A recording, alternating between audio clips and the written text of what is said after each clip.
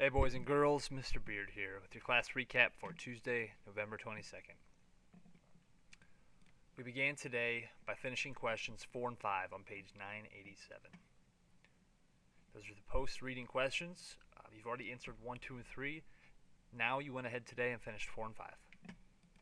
After finishing that, we updated our T-charts.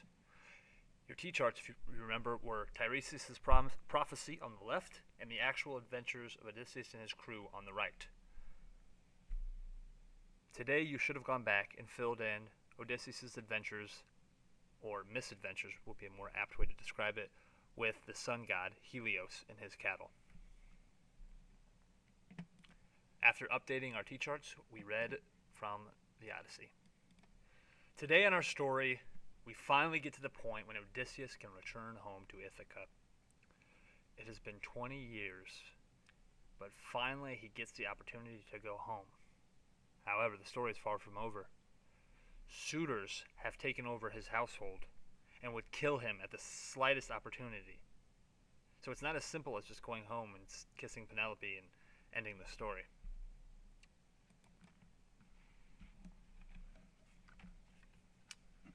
Athena comes to Odysseus and tells him that he will get an opportunity to go home.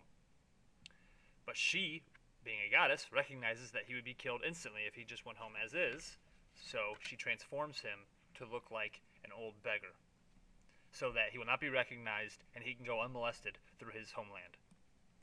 Upon returning home, he sees his son, who he has not seen in 20 long years.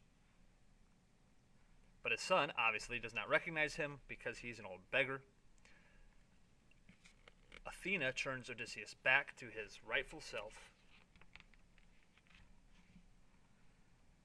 You can see here. And Odysseus walks in and announces to his son that he is home. His son, at first unbelieving, realizes it is his father, and they share an emotional moment. This moment has resounded with veterans returning home from war for centuries.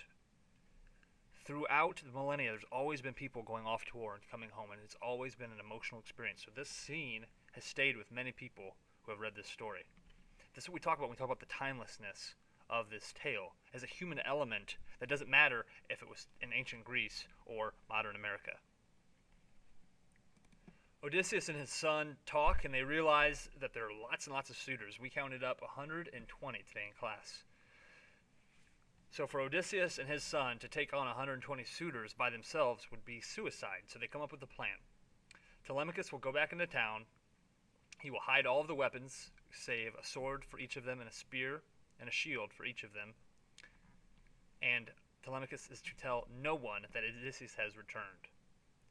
Remember, Odysseus is known for his cleverness, so we can be sure he'll have some clever plan to overcome these many suitors. After reading, we talked about epithets.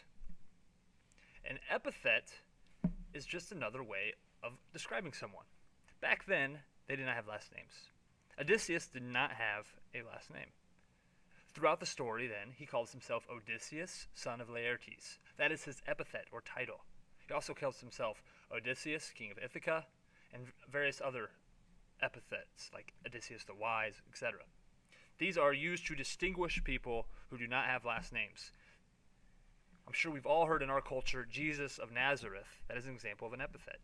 Jesus didn't have a last name, so to distinguish Jesus from the many other Jesuses in his area, he was known as Jesus of Nazareth. Odysseus is the same. Let's look at a student example. Because in class we created some student examples of epithets. One example is John the Curly, because he has curly hair.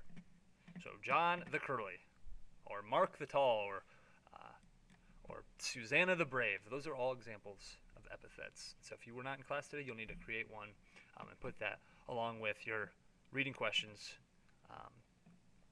1 through 5 on page 987. And that is what we covered today in class on Tuesday, November 22nd. Thank you for listening.